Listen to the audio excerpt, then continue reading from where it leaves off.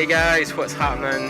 Back again, another episode of Digital Artcast here in the bag, and another awesome guest on the other side of the mic. These have been coming thick and fast now. I've been trying to keep these regular, at least once a month. And yeah, kind of just basically trying to roll with the punches and speak to people when I can. Schedules conflicting, and sometimes it takes a while, but there's different things going on in people's life, and I'm just appreciative when people can take the time to talk to me. So yeah, that's really awesome. On the date of recording this, I don't know if you guys have kind of heard. I want to do a bit of housekeeping before we kick off. For those who don't know, I just announced through my Facebook, my kind of personal Facebook and Instagram and stuff like that I will be moving to Tokyo, Japan in a couple of months to, well, initially live there for 12 months and then just kind of see where the wind takes me. But yeah, I'm going out there for work, and because of that, you'll probably find a lot of these episodes were already pre-recorded and then will just be set to upload throughout the year. But then if I'm not mentioning it again, if at least people catch this, they'll be able to understand that if there isn't a concurrent upload or I'm not being very regular, then that's why, because I have or would have had at this point moved country. So yeah, that's just a quick update before we jump into this interview. This is a big one. I've been waiting on this one for a while. When I first saw this artist about 3 years ago and started following his work, I was extremely impressed with his take on line and shape design. And of course, his background in the games industry and teaching, especially his teaching. He's I would say, one of the most respected artists in the business at the moment. And he's joined me today for a talk. And so, Ahmed, how are you doing? Hello. That's quite a kind intro there. Well, I believe it's true, but people can argue me in the comments. I don't really give a fuck. But you get to swear on this podcast. Nice. Yeah, man. Yeah, fuck yeah. Heck. We have a special button, so if I want, I can actually go do yeah. So that's there as well. Right on. That's so cool that you're moving to Tokyo, by the way. Yeah. That came out of actually a few things. One was actually, believe it or not, I'm going to gush now. But when you basically were kind of doing your whole, I don't say your gear off, but time when you travelled, yeah. You took in a bit of the world. You went to Japan. You competed in those competitions. Yeah, that kind of just really inspired me to go that side of the world and have a look into the art over there. Because I don't know much about it, and I think it's probably what I'm going to dive in today with you, just about stuff that you've done. But what are you going to do for 12 months when you're there? Well, initially, I'm going to be teaching English. Mix with some freelance stuff that I've got kind of lined up on and off with different people, but nothing full-time, no actual job that is related completely to games. I think there's one or two studios out there I've already been in contact with or I've met through networking events like THU last year, so I know Polygon Pictures are out there. I know a couple of people in and out of like things like Square Enix and Capcom. So, and funny enough, the Zelda team were hiring recently, but they're looking. Apparently, they're only looking for Japanese speakers. Oh, so desu ne. No, so desu ne.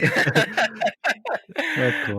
That's cool. So, it was just a thing that came kind of last minute, and I thought, why not? One of the guys I know from an event, Rich Kerry, he actually went out there last year to basically work off the tourist visa I think you get for, I think it's a year or something. Yeah. And he just went there basically to just explore the place, because his style, I'll send you stuff later, it's very love to see Eastern inspired, kind of anime meets kind of Western style. So because I've dug that stuff since I think I first left my job 5 years ago now. You've been on the grind. Yeah, like a couple of years, and it's difficult though, I think, because I'm still not where I want to be, but I kind of included. Yeah, well, I included in my posts on Facebook. I was like, I left because I wanted to do concept work, specifically character stuff, more stylized, and I've basically dived around every other job, dodging my fundamentals and thinking I don't need to learn to draw. Oh, yeah. Eventually I've just got to this point. I'm like, I need to stop, clearing it. And it's like you were talking to James about it, like the unplugging router thing. Like, yeah, I think I have the exact same thing. I procrastinate constantly.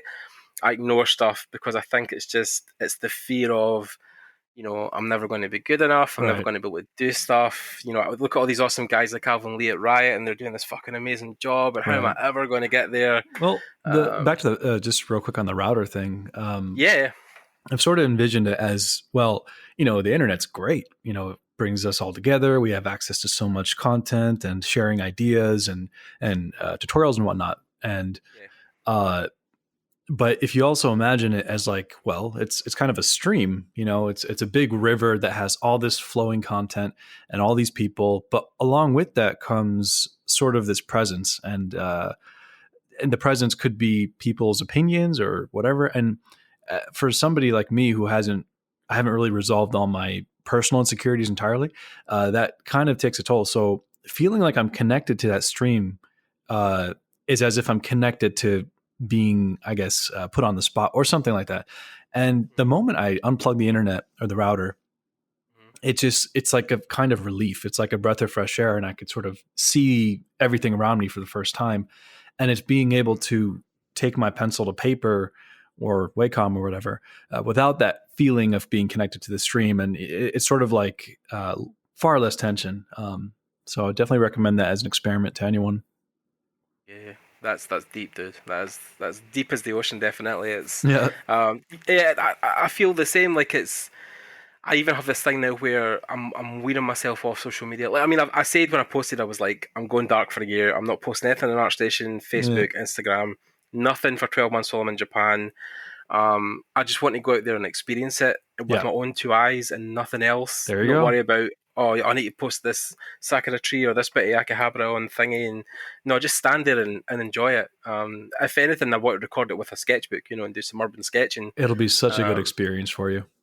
yeah, I can imagine. Well, I mean, like we've talked about this, so like fuck your history, man. Like people have talked about your stuff enough that if you don't know who Ahmed is at this point, you can Google him. There's a lot of history on what he's worked on and stuff like that. But the last year for you has been really interesting because so you run the Patreon, you were doing that, you were uploading, and then you were basically just traveling, right? You were just cutting across the country. I think Yeah. first the States, and then you kind of moved away from there into Japan. So how did that come along, that whole thing? So yeah, I mean, it's like I got to a certain point when I was in LA that I decided that since I was working from home for Patreon and whatnot, because I had just finished teaching at Art Center and Brainstorm, Yeah. and I didn't really want to renew that just yet. So I figured I didn't really need to be in LA anymore. I've been there for 8 or 9 years, and I've kind of had my fill. And so I just was like, I'm just going to get out and see what happens. And so, yeah, the first part was cutting across the States for a couple months and just going to different places, meeting new people at meetups. That was really fun. And then the opportunity to go to Japan came up with that competition thing, which Right. having won it for the battles, they flew me out there a couple more times, and I developed a relationship with the Japanese over there. So I got to spend a couple months over in that area because I went to Thailand and Singapore as well. So Great, yeah. a lot of great The whole is experiences. Yeah. the whole of Southeast Asia, I think, is something that people should see at one point anyway. I think it's Oh just a yeah. beautiful piece of the world. So, Highly recommended.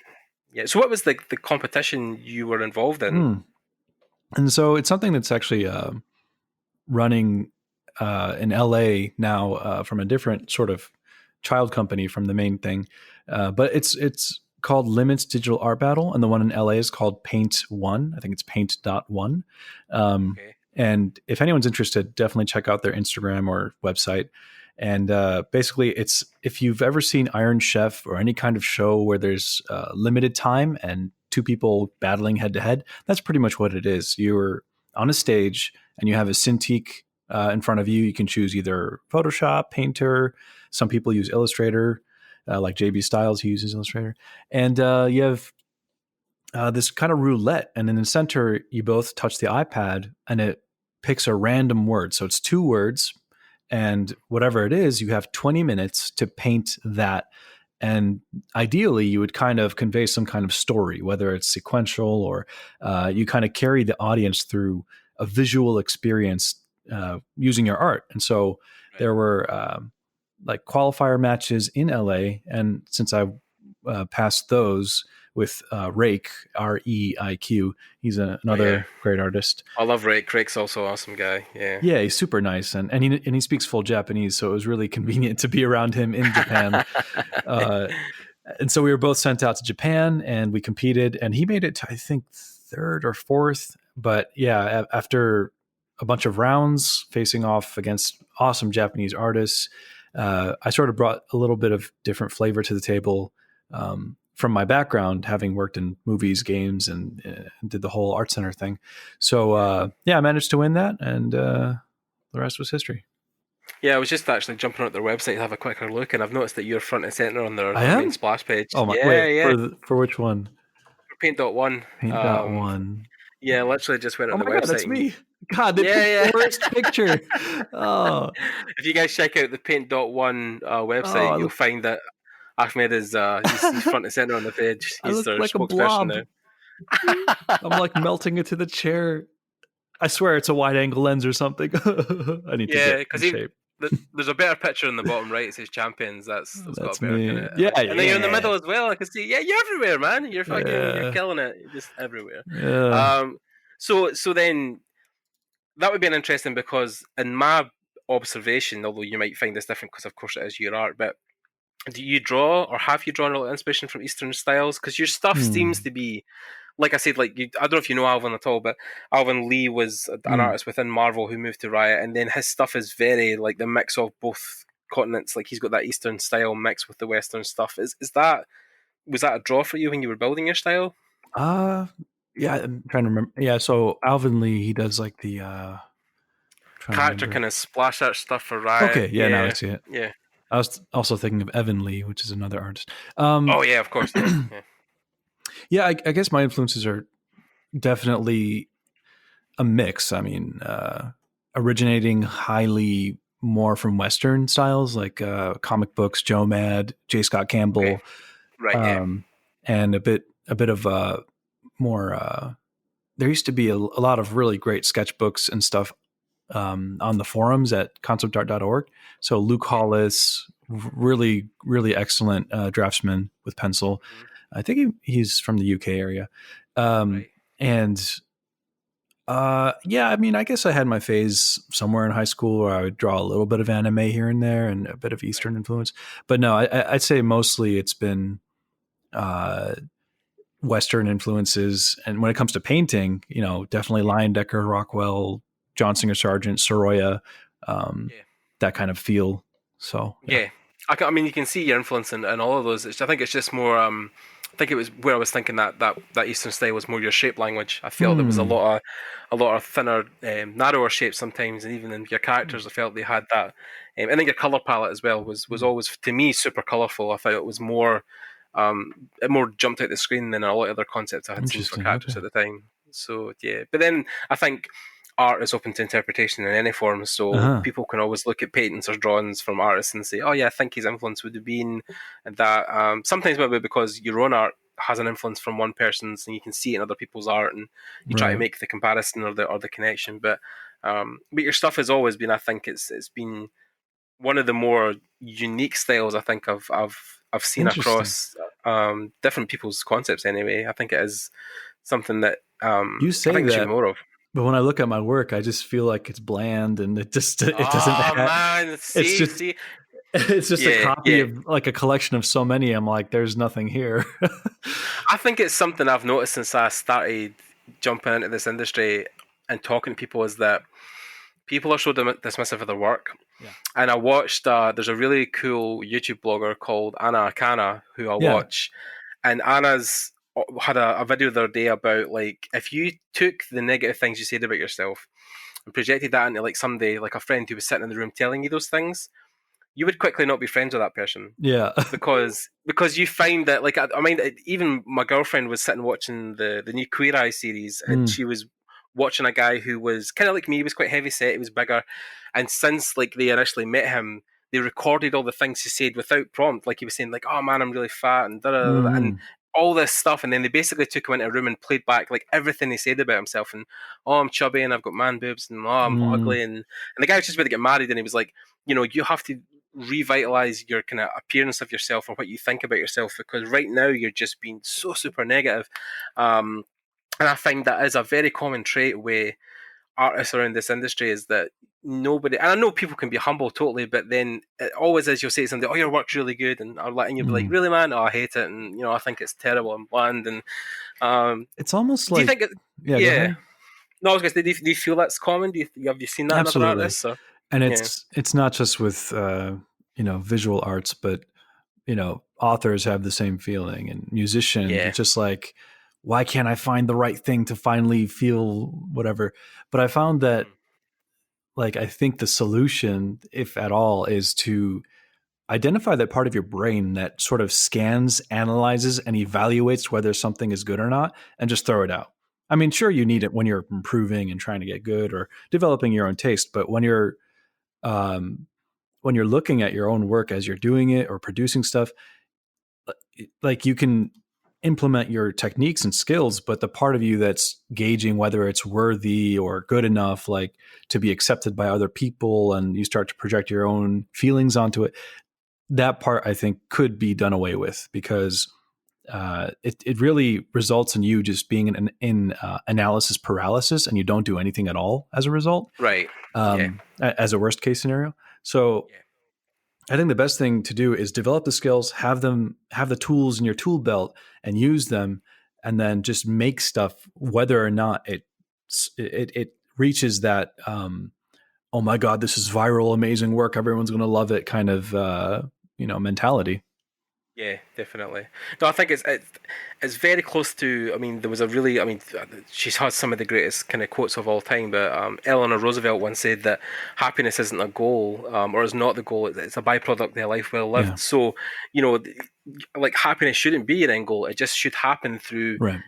taking care of yourself, and using your positive attitude sometimes to try and push forward, and create work that you feel is, you're not looking for an end goal. You're just looking to be happy. So yeah, I think it is. It's a very, and this is like a whole can of worms, right? You could sit here in it for hours and talk about like the state of the industry, how people feel about, with the recent job losses and shifts, and Mm, how happy can people be when they can never feel settled or never feel like they've accomplished. And I mean, for you, obviously, you worked within Guild Wars, mm, but then I think since then, apart from maybe freelance gigs, you've never really been back in a studio. You've kind of just, you have been more teaching, more freelance. mhm. Do you feel like the games industry is something that you like to have, no, like to avoid, but it's something you're trying to maybe not make the focus of your career, or is that because of the Uh, studio setting, or well, I mean, it was a great time when I was there. I just found that I'm far more fulfilled when I'm just doing my own thing, and yeah, so uh,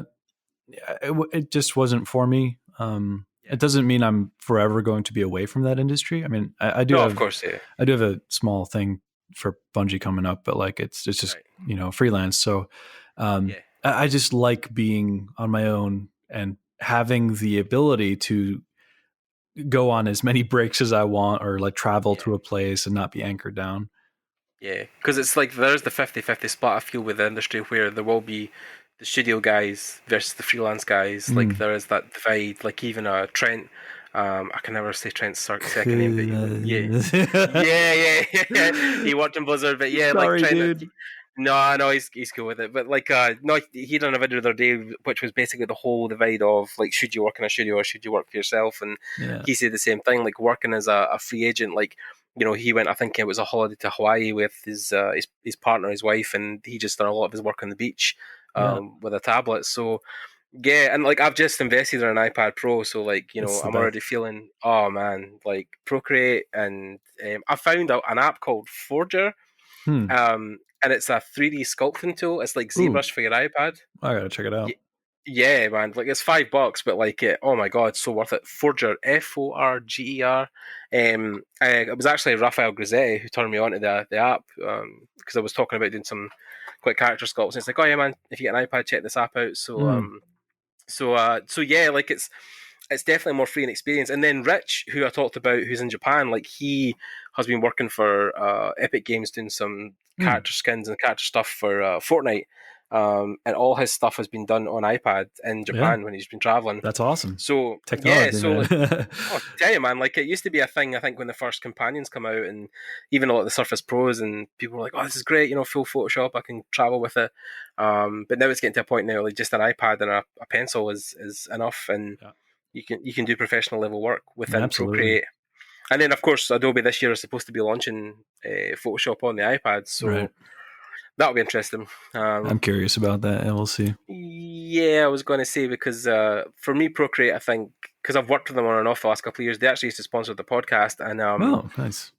they used to just kind of, like, you would see early bills, or you'd see things at events that were pushing at the time, and yeah, they seem to be on top of the engineering side of it. So I think that's the thing with them. I think is what's good is that it almost removes the technology out of your face, so you're not really worrying about it while you're drawing. Mm, The interface is so minimal and the controls are so intuitive that you not really think, oh, where's that menu, where's that button, right. especially for, I think, people who want to pick up for the first time and use it as an alternative to Photoshop.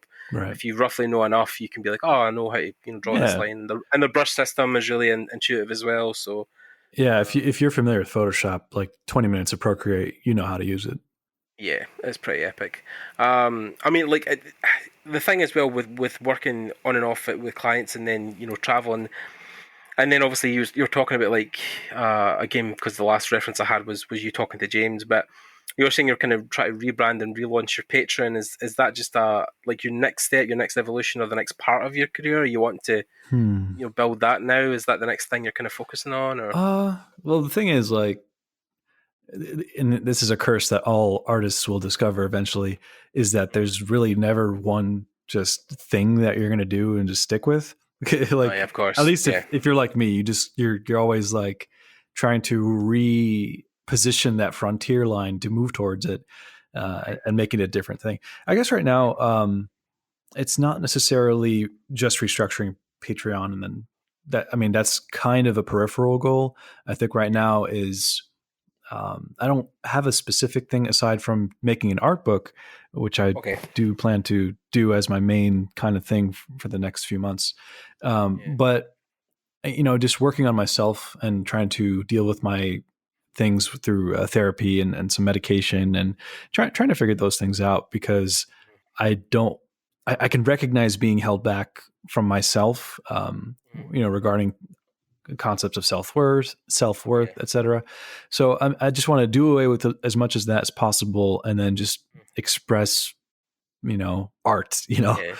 Take time for yourself, basically. Yeah, Yeah. refocus. Yeah. I mean, there's two parts to that response. One is, I have a really awesome graphic designer called Spiridon that I think would love to make your book, because he's worked with a lot of big artists to make their art books recently. So he might be a guy I can point in your direction. I do have a Oh, publisher already. all right, okay. No, Yeah. it was actually somebody to design the actual book, because his speciality is kind of actually designing the art books and Oh, okay. building. Yeah, because he's Oh, worked from okay, sure. yeah, we'll talk after. But also, with regards to therapy, Yeah. which I think people don't actually talk about enough, and I really think we should, is that I was through therapy the last, probably about 2.5, 3 years ago now, since I kind of stopped. But the year I was there talking to the person I was with, yeah, it done me the world of good. Yeah. That third party person, I think, who you don't really know well enough, but you know enough that you can disclose that stuff. It can be a very therapeutic thing, and I don't think enough people talk about it openly or address it as much as we really should in this community, because as we've seen recently with, well, more musicians, because that's a public thing, like a celebrity thing, 2 years ago now, one of my heroes, Chester Bennington, took his life. And then, of course, recently, I don't know if you heard, the Prodigy singer, Keith, he actually just committed suicide as well. Oh, So, no. yeah, so that's, and 40 odd years old, same with Chester. And I think it is a thing where, as artists, it was funny. I was watching an interview with, I don't know if do you know Billie Eilish at all? The young singer. She's like 16 years old, kind of like burning up the charts just now. I think she's the most streamed music on Spotify ever. But she's like 16 years old, and like, she is as deep as the ocean for her age as well. She's been singing since she was 13, but, like, putting out music videos. But they interviewed her once, and she was talking about, like, simple stuff that I've just came to terms with in my 30s, where it's like, you really should be making art for yourself and no one else, because, like, if everyone fucking died and, like, I was the only one left on the planet, I'd be left with all this work that was for other people. And I was like, holy shit.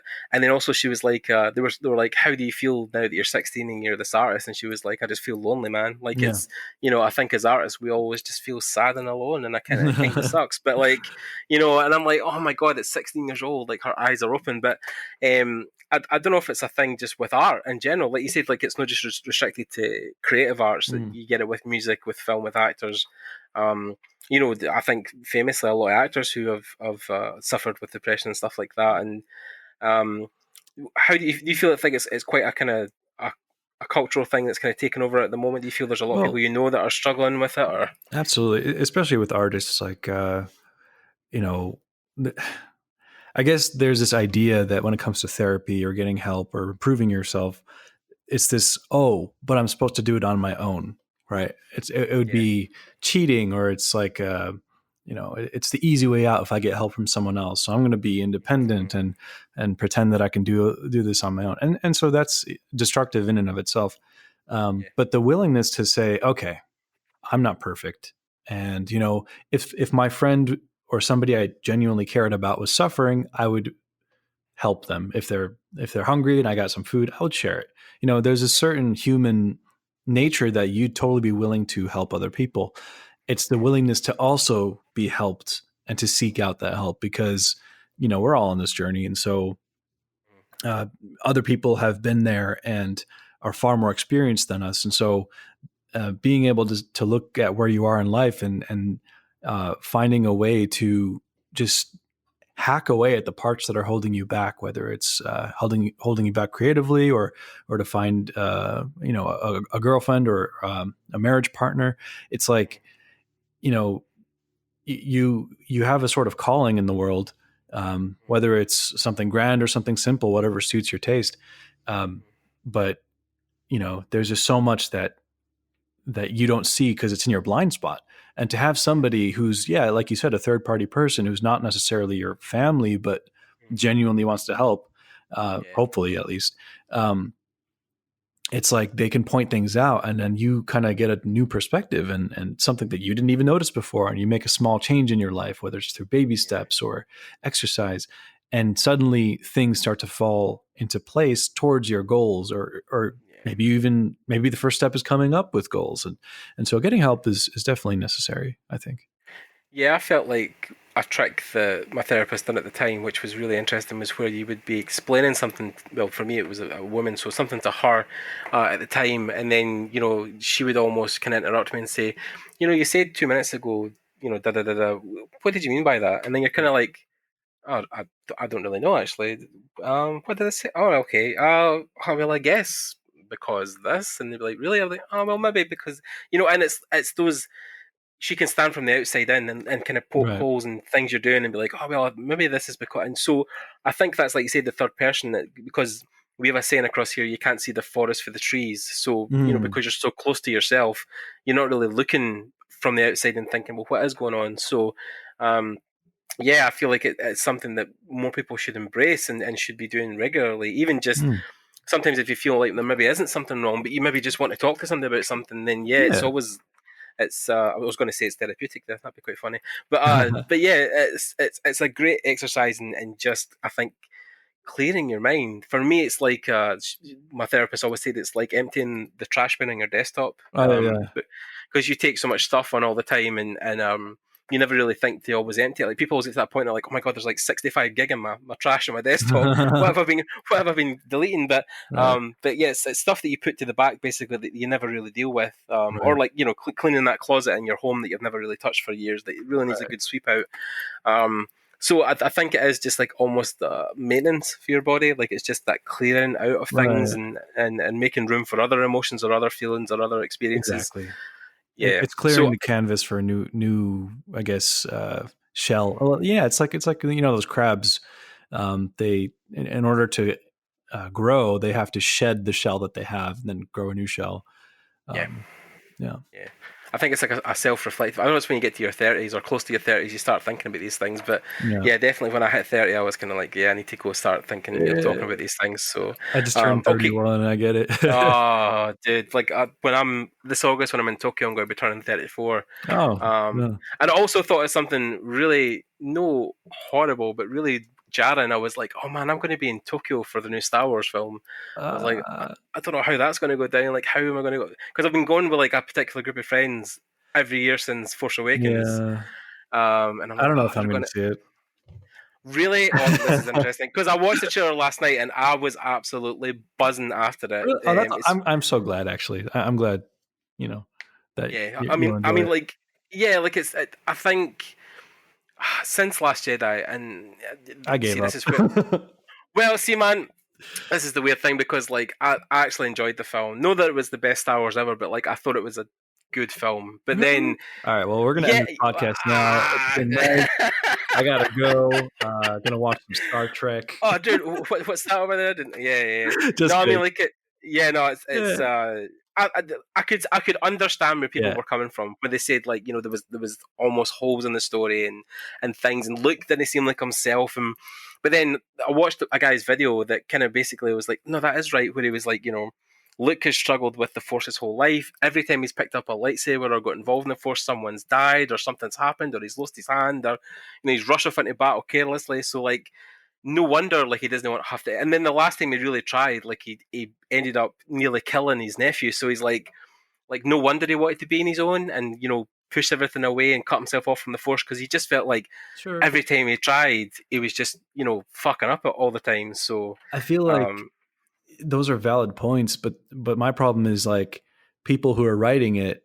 I mean, it's just is that really the story you want to tell your kids to be excited about having a hero that's overcome things and done great things for people and made a difference in the life? It's like it's just I don't know. It's like is that really the story you want to tell people?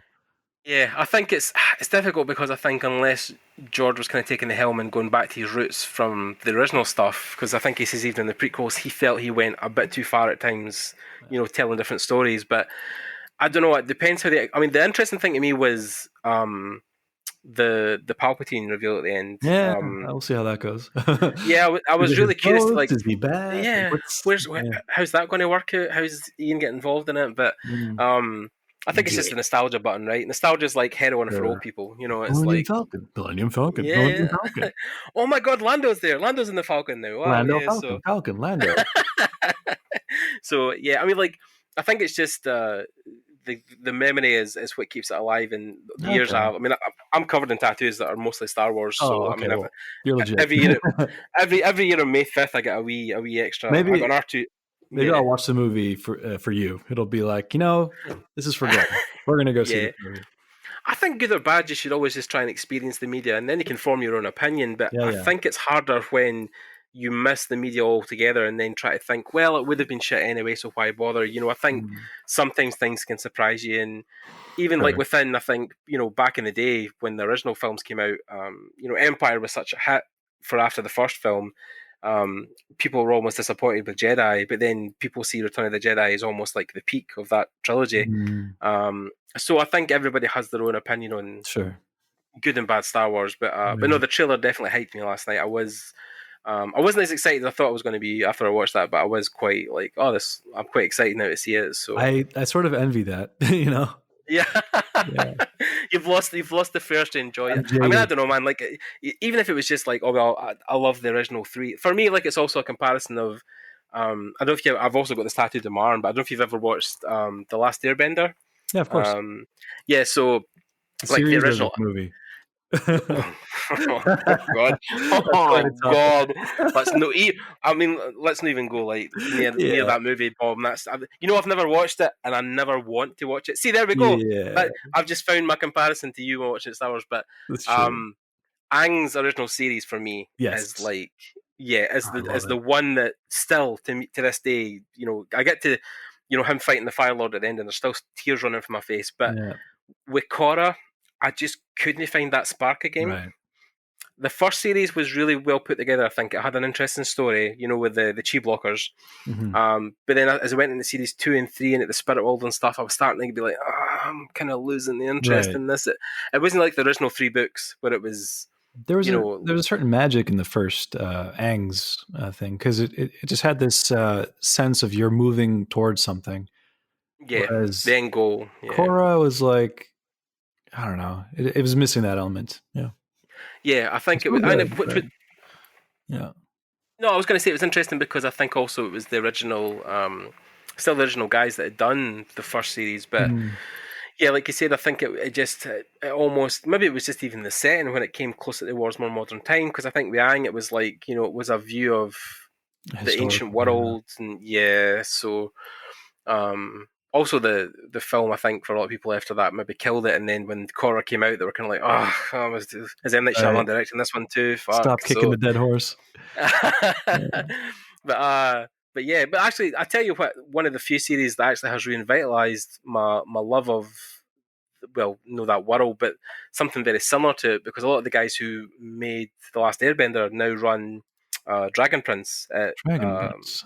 Wonderstorm. So my friend Tim Kaminsky, who had in the podcast, he went out to AD that at Wonderstorm Studios in LA. Hmm. They're working on the Dragon Prince, which is on Netflix, 2 series now, and it's a lot of the original showrunners from Airbender. Oh, nice. Okay. Actually, I wrote a lot of the original voice actors from Airbender as well. So the guy who played Sokka, You mean Katara's Sokka? brother, Sokka. Sorry, I keep saying Sokka, but I think it is Sokka. Sokka. Yeah, But but in the movie they called him Soka or something. oh god, You yeah. idiots. So much whitewashing in that film as well. It was ridiculous. Like, oh my god, because I think it's like the different elements are all from different parts or representations of parts. Like the air nomads are like, Tibetan Buddhist monks, and Mm, then the water tribe is Inuits, and then you've got the Fire Nation, which I think is supposed to be based off Indian culture, or mm. somewhere around that nation, and then the Earthbenders are like the more Southeast Asia, China kind of variations of kung So fu. cool. So like, yeah, it was so much. And see, what the funniest thing, when you read the book, you read about how like the powers weren't even a thing until like the last minute. They didn't actually think they were going to involve like these magic powers. And Oh. Aang was originally going to be a robot with a monkey on his shoulder, Oh but god. then the guys at Nickelodeon were like, no, it has to be a young kid because the kids won't relate to a robot. So they're like, Yeah. okay, but yeah, it's an interesting show, and I've even thought to myself, like, that would be something that maybe even would have been things that you would have loved to have done. Um, uh, the animation side of the industry as well. Is that something you've ever thought about doing as well, Hmm. apart from games and movies? Because yeah, I don't know if animation might have been, like running a show, or producing stuff on a kids cartoon or an animated Uh, show. I think if anything, with that field is, I don't like long, big, continuous projects. I kind of like snippets. So, Love, Death, and Robots was a really cool, I guess, layout of something that I would enjoy doing. Did you Okay, see that yeah. by any chance? This is going to sound horrible, but no, I have not yet watched it. But there is so Ah, many people I know worked on that fucking program. Like, my oh my god, dude. the Yeah. place I worked for my internship at Axis in Glasgow, like they done so much work in it for parts, and yeah, a lot of artists I know All right. done After bits this and pieces. podcast, you're gonna go. Yeah, Uh, I need to sit They're down and short watch it. episodes, but each one is a nice little snippet, and altogether, it's like an anthology of disparate stories and ideas and styles and art directors. I think I Right. wouldn't mind doing like a 7 minute thing or something like that, but because I have Yeah. all these like random ideas I want to do, and partly this is what I want to do for my art book is just like little chapters of different ideas. Yeah. Um, and so yeah, that's what I would do. I don't really like the idea of working on an animation feature at a studio for like 2 years kind of thing two Right. like that. I just want to, I get antsy and I want to like run around and do some other stuff. Yeah. It seems like an interesting thing because yeah, like it's a thing where, like I said again, it's the difference between the studio guys and the freelance guys, because yeah, I know people who would sit on a project for 5 years, like a game especially, and Game they would sit maybe, for, yeah. yeah, because then that's a long time sometimes to be doing stuff. But yeah, like animations can take, yeah, like you said, years and years and pre-production before most things get done. And And then politics get involved.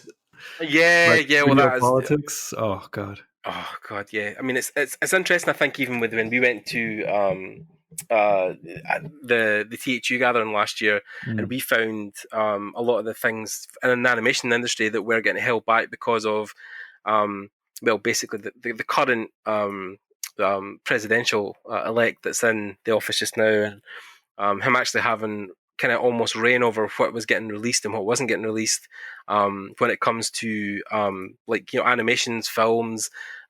He had a very clear focus of what he would like to see within that industry, which is interesting to me because I'm kind of like, well, what would it matter if, like, I mean, for instance, you're probably thinking, what am I talking about? But we saw a talk from a guy who'd worked on more Mexican Spanish themed animations at the time, like the luchador stuff. Okay. And he was basically saying that they were getting told at the time they had to rearrange a lot of the shows or cancel certain things because it had that Mexican vibe, and that had that vibe of like they were almost promoting that as like, because he worked on the Book of Life film, and he was saying that, you know, he struggled for a long time to get that film made because of its ethnic theme, because of the theme of, you know, it was a luchador, and because it was based in Mexico, you know, and then also involved the Day of the Dead. Like they were told that they were looking to push more Western focused stuff that was more well, a white cast. So yeah,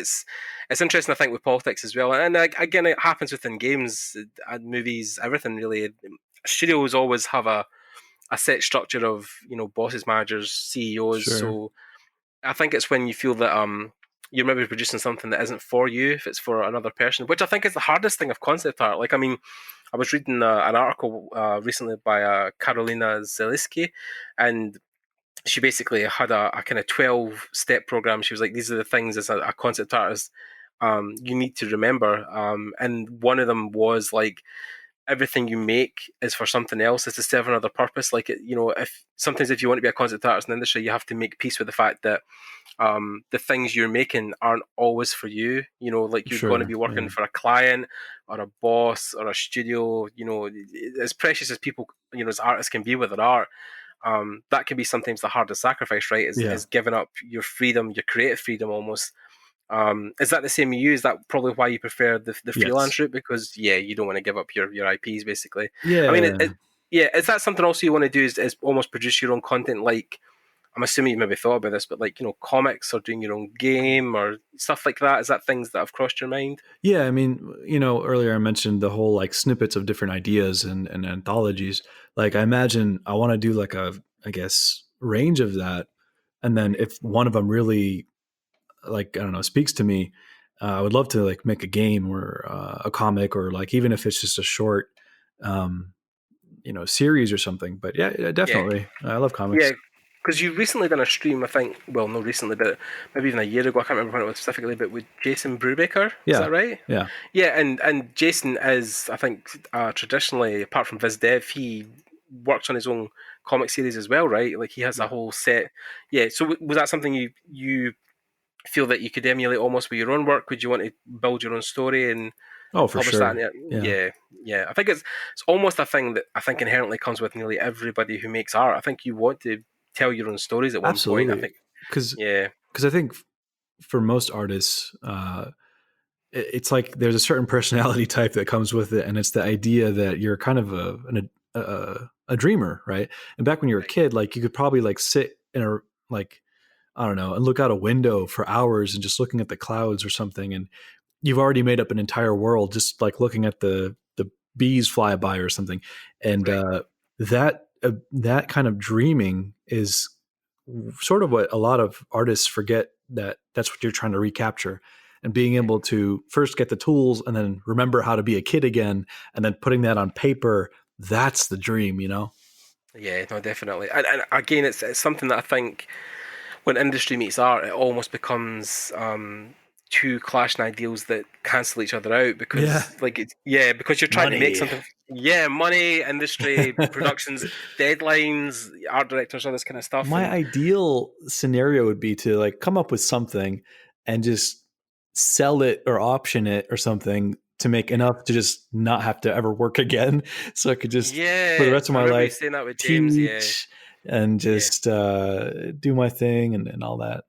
Yeah, I mean, I think my ideal would be I would love to make one day, like, make my own version of a Zelda franchise, like make something that Yes. is, yeah, Yeah. that's we you need to talk more, Ahmed. We need to have a Yeah. no, it's because James was talking about the other day, right? He was wanting to get into animation, right? That's his next, like, almost side hobby thing he's wanting to do. Apart from like making his short films on YouTube, like he's starting to learn to, you know, teach himself animation because thinks he would like to do something like that. But yeah, I think for me, the Zelda thing is because I mean, like, Star Wars is the big aspect of my life, obviously, but I'm also covered in Zelda tattoos. So, like, you know, like, I feel that making my own game would be for me like the peak, like the pinnacle of because I mean, you're a Zelda fan, right? Oh, Like, for you love Zelda. sure.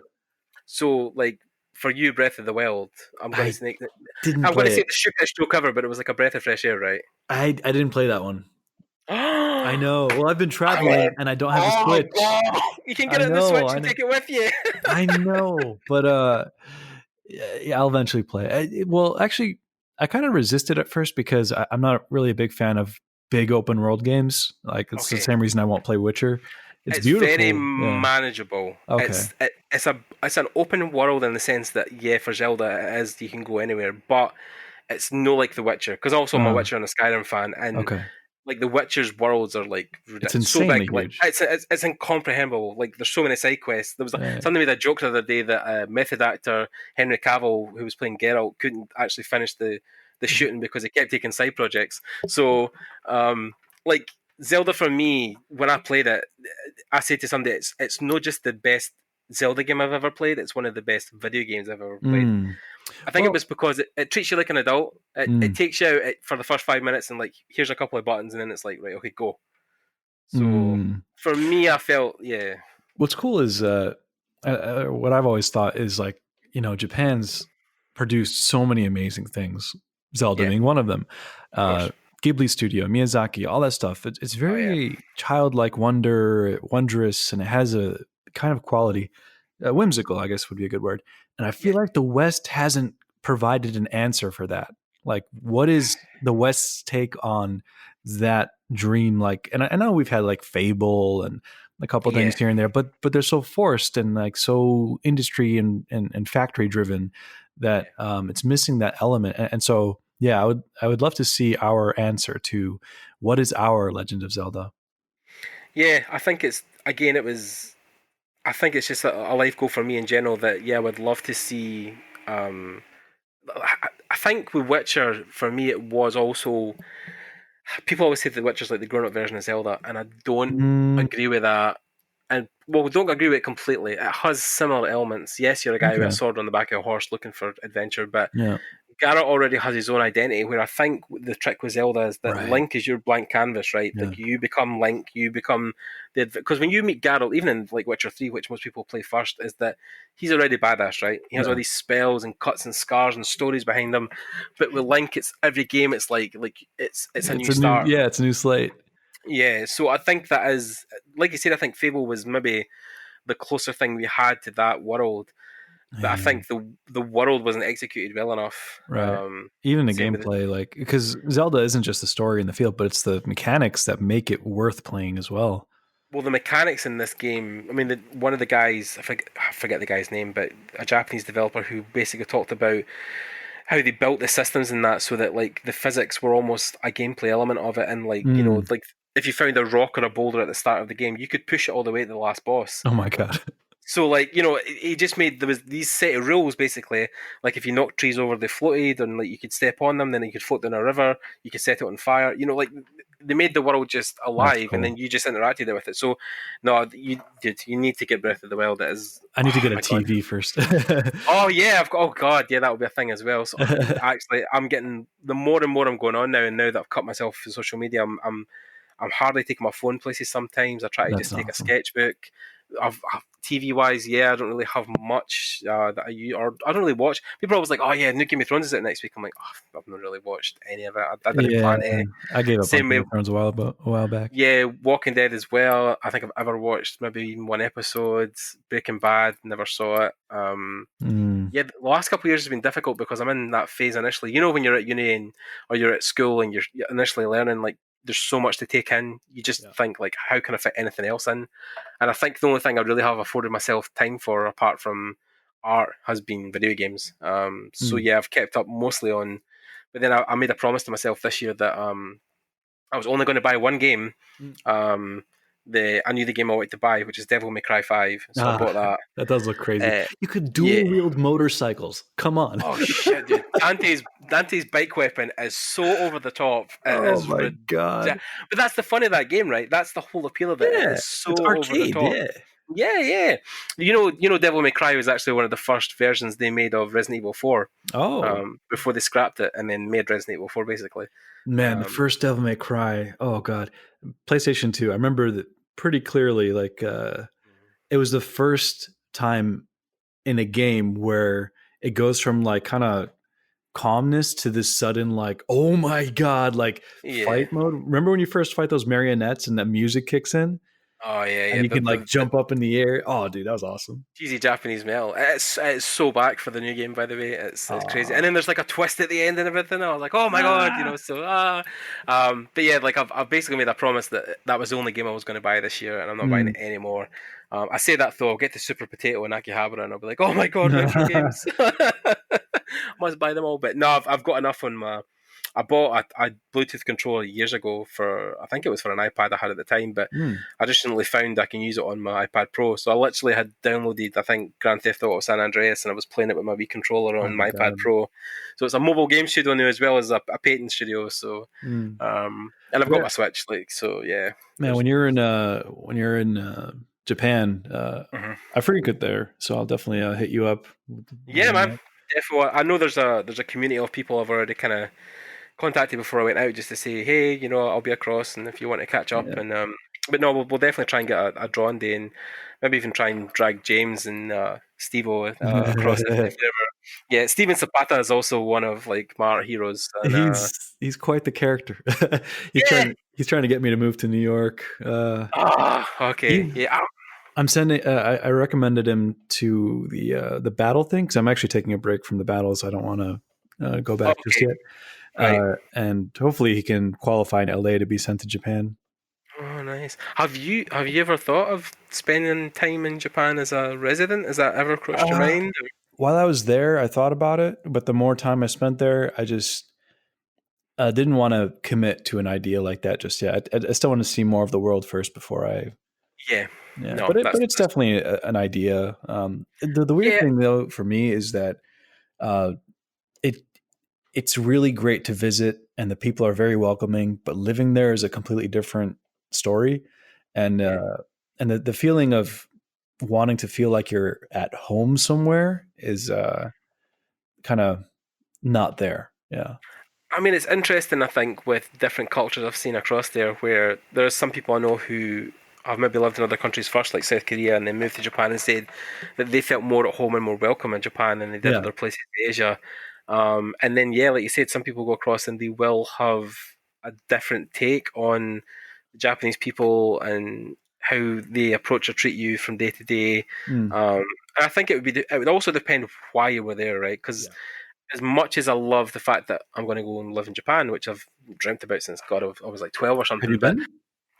no, I have never been to Japan. Ooh, Believe it or not. It will be very interesting to go and see what it's like, especially now I'm going to live there. Because, like I was saying, if you go to visit, yeah, that is one thing. But if I'm getting up there every day and having to get on like it'll be trains, fun. yeah, it's going to be different. I think the biggest fear I have, which sounds weird, but I think it's very warranted in Japan, is my weight because Mm.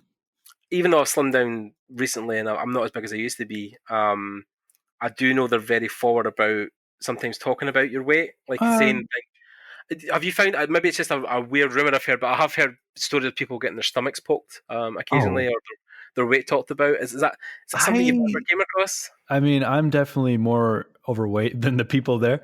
So I didn't no, I didn't really get any of that. Yeah, They're very polite, especially if you're foreign. Like they're not right. gonna be like, "Oh, you're overweight." Like they're not gonna. They might like whisper it to each other, but it's like it's not even an insult. It's more like Yeah, we're gaijin, we're different, we're outside yeah. people, and so No, what's no, normal for definitely. us is not normal for them. Yeah, I think it's just because it's such a homogenous culture, right? Yeah. It almost seems that sometimes when things come in from the outside that are different, then it is almost like, how do you address that? But then I think it's with Japanese people because they don't really like, in a sense, confrontation a lot. Then Yep. they wouldn't call things out, to make Right. people feel uncomfortable. They would almost talk around it. I mean, there was a guy I watched called Chris Broad abroad in Japan, and he done a whole video on like, I remember he asked one of his colleagues if he had a pet, and I think the way he answered it was basically translated into, my cat may or may not be dead. Like he couldn't even Whoa. answer. Yeah, he couldn't even answer that because he wanted to be so indecisive. He couldn't even say Right. like, "I have a cat." He wanted to be like, "Well, I maybe have a cat, but it might be dead. I don't know." So like that's how in the middle or on the fence they've got to be in a lot of things because they don't. like, as you know, in Japan, if you're very opinionated, people can quickly be like, "Oh my god, what's going on there?" Because they They're not used to they that. Yeah, yeah. yeah they They beat don't around they the don't bush. don't tend to kind of speak their mind a lot, or be very straightforward with what they're I saying. have a handful of friends that I worked with in LA at Hmm. a theme park design place back when I was doing that stuff. Yeah. And they're out in Japan in Osaka, and Mhm. they're at Universal. Uh-huh. And like, I met up with them when I was there, and they were telling me how something that would have just taken 15 minutes at a meeting back in LA takes like 2 hours because the clients never give a straightforward answer. They kind of beat around the bush and try to be nice about things. Yeah. Even if it looks like they're about to say yes to something, at the end they're like, "Sorry, we can't," and then they're like bowing as on their way out. It's like, dude, just like you Yeah. just wasted 2 hours of my I know. I time. think it's almost like the Western arrogance, right? Like, we know better to do things this way, and but then, like, I think it's because a lot of times when they do things like that, the Japanese people, it is coming from a very honest place of being just polite and Mm, being kind and being thoughtful of the other person. Where I feel like that's something as Westerners we sometimes lack. Like, mm, because sometimes we can be so self-centered. Like, sure, people yeah. always say that. I feel sometimes even myself that I don't do enough for other people, or I'm thinking about myself too much, and Mm, I feel that as a common downfall of a lot of the Western traits. It's a sure, very me culture as opposed to a we culture. right. So it's like, people throw trash on the ground across here, like, it's not Yeah, even bothering them. But across there in Japan, people you would won't never see think that. to do that. No, Yeah, of course, because they try to think about their community, they try to think about right. the overall population. So I think a year there would definitely do me good, just to even just open my eyes to a way of how to treat other people. Mm, Like, the thing that blew my mind as well is that you could sit like a 2 grand MacBook in the middle of a cafe yep. and walk away from it for like 2 hours and come back and it would still be Still there, there. Yeah. because Same people are thing in so like a respectful. subway. Yeah, If you leave your yeah, wallet on the thing, that you'll come back and find it, or it'll be returned to the yeah. station. Do you know any Japanese? No, very, very, very little. I can do the Same. konnichiwa and Yeah. konbanwa and Yeah. hajime mashite and dozo Hajimemashite. yoroshiku. Hajime mashite, dozo yoroshiku. But yeah, I can do all the basic stuff. But Yeah. yeah, more advanced techniques. And so this is always the in betweens and Uh, the particles. And I'm using an app. Is it Japanese Pod 101? I think hmm. is the one that somebody recommended to me, said was really good. It's a Can set you read it? of. No, I started to do a bit of hiragana, Yeah, yeah. just to try and pick up. Duolingo is really good for just learning the basics of reading the letters. Ah, yeah, someone told me about that. Yeah, Duolingo, and is it Drops was another I'm one. not sure, but the Duolingo thing, it's not really good for learning how to speak it, but the process that it does uses to teach you the letters or the Mhm. characters, it's pretty effective. Like I can read hiragana just fine, Yeah, kanji not so much. yeah, because there's hiragana, katakana, and kanji are like the three Yeah, kind of writing languages. I think is it hiragana or katakana that has like over 2,000 characters kanji or something. is the like in order to like be able to read just a newspaper, you need to know like I think 2,000 kanji at least. And there's like Jesus. 20,000 or something. And if you include like the Chinese, because its origin is Chinese, calligraphy, not calligraphy, but their Right. writing Yeah. system. And Yeah. so, yeah, it's a bit of a variation on that. Yeah. Jesus, yeah. I Mhm. think it's almost like a daunting task, because I think with most languages you can separate meanings and words into different things, but because even like one Japanese word could mean multiple things of Right, different variations. right. Like It's the stuff yeah, that gets me is a lot of words are just vowels. Like for example, yeah, painting or art or drawing or something is like a. Like what? Give me a consonant. Throw a consonant in there, please. You know. yeah. More than one syllable. Yeah, I think there's certain words where, like, because they use objectives a lot to basically describe an entire situation. Like, Yeah. rather than say, "Oh my god," like it's that's amazing or how wonderful, they would just use the word "sugoi" Yeah. a lot. Like, And "Oh, you sugoi, yeah. sugoi," yeah, like that's amazing, it's wonderful. Or "oishi" for delicious, Yeah. or tastes very good, or so it's going to be a very interesting time. Although I've been told with Tokyo, especially like Shibuya and stuff, and Shinjuku, where we'll be located, with the Olympics coming up as well next year. It's going to be very Westerner friendly. So Sure, there's yeah. going to be a lot of English signs. There'll be people trying to learn a bit more English for tourists, and Sure. Yeah, if But you're then going to also, be in yeah. Shinjuku, Shibuya area, English is fine. But if you're going out to like Kyoto, you might want to brush up Oh a little god. bit. Yeah. I think we're going to try. Well, we're definitely going to cross to Tokyo Disneyland at one point, and Oh, Tokyo's easy. Disney Sea, Yeah. because I've been told they're amazing. But Yeah. also, my partner is a Harry Potter nut, so Nice. going to go to Osaka to see the Universal Studios lot across there. 本当です. Yeah. Yeah, yeah. They Nice. have they have a Wizarding World and other many awesome things. Oh my god! Next year they're opening Nintendo Land Ah, and Universal. I'll be there So, for that. oh dude, I'm like, oh my Nintendo god, Land. that I was want a picture with Kirby. real life Mario Karts and everything, and a whole castle, a whole Zelda dungeon to explore as well. Apparently, there's What? gonna it's gonna be a whole life size Why Zelda did it take dungeon. so long to make I this? know, I know. Well, 2020 is apparently the year of release for the Nintendo park in Osaka, so I'll be Nice. there queuing day one to get in it. So, Awesome. oh my god, man, I can't wait. It's gonna be so good. Okay, yeah. So that was an awesome hour of talking. I actually enjoyed that a bit more than the typical the art stuff we Oh, usually yeah. do, but I wanted to change it up a little bit because. Like I says, I think sometimes when people talk about their careers, it's like you can almost like just walk away and press a plane or a tape and just have it, playing to the mic. The industry's so hard. You got to study this and make connections. Okay. Yeah, All right. How many times have I heard this? yeah. Do you know perspective? You don't get perspective, brah. Yeah. How much But, do you even know? Like, it's like, dude, let's yeah, talk about Japan for a bit. yeah. No. Oh my god. So yeah.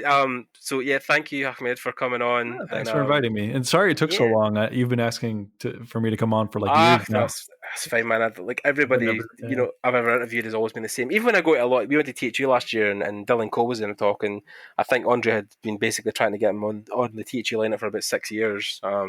Even when we finally felt that Joe Mad was coming last year to THU, he had to cancel last minute as well. So Oh, no. Are you going to people just Lightbox, by the way? no, Bobby Choo's the thing, right? Isn't it? That Yeah. is, then yeah. Getting out to LA for me at this point is going to be difficult because Okay. even between Tokyo and LA, I think I don't know how expensive it is to get across to It's LA pretty from Tokyo. pricey. Yeah. Yeah, and Man. then I think even just getting a ticket for this show and then taking time off from work. So, but it's interesting though because I think Bobby is basically filling the gap where I forget the name. Tina Price's event, I think, is the one he's basically trying to kind of fill in from. But I think he says he has something like 300 guests or 300 speakers at the It's event. a huge list. Like Craig Mullins, Ian McCaig, like it's all the big names. I'll be doing a talk Yeah. there as well. Oh, that'd be cool, man. Yeah, no, I think I'm definitely doing THU this year in I've never Malta, but been. it's a really interesting one to go to. I mean, I was lucky I met a lot of my heroes there last year, including Mhm. guys like Rafael Gozzetti and stuff. But I know this year one of my highlights is going to be Amy Hennig, who is the creative and lead writer for the Uncharted series. Oh, cool. Before then, she was the lead writer for the Legacy of Kain series, and she wrote the Soul Reaver games and Oh, stuff like that. So classic stuff. she's had a career that spans decades, man, and it'll just be awesome to go and listen to her talk.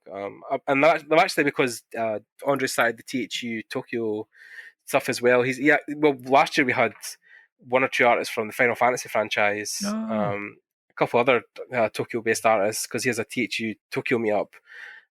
So yeah, I think this year we've got one or two already named Tokyo illustrators. I think one of them is in that battle you were in actually as well. I'll need to send you some details, but yeah, he's basically trying to draw from every part of the world now. So Nice. but yeah, we'll definitely try and if you can get along here, it would be interesting because I think even coming to sort of the European stuff is a different Sure, yeah. wavelength to the American stuff that runs sometimes. I think one of the ones actually I'd love to go if I could get across that side of the world is Edge Control. It's up in Canada. Heard about this. Yeah. Toronto or something like that. I know Jamaro Kindred. I think he was a fan. I've gone up to it a lot. I think it was one of his bros that run the event. So, but yeah. Anyway, okay, Ahmed. Right, I'll let you go, and we'll speak to you later at one point, and we'll keep talking after the show. But for the rest of you, for everyone here who's still listening, thanks for listening to us rant about Star Wars and video games and Zelda and Japan. But what the hell, man? Why not try something different now and again? If you guys have actually liked or enjoyed the format, just let me know down in the comments, and we can maybe try and follow this up with another interview with somebody else and follow the same line. If you guys are listening, check me out on multiple sources. The podcast is growing across different streams: Spotify, iTunes, SoundCloud, many podcast services. And hit the subscribe button on YouTube if you can. It really helps us out. We're nearly at 1,500 subscribers. And yeah, thanks again, guys, and we will see you later. Bye. Later. Bye.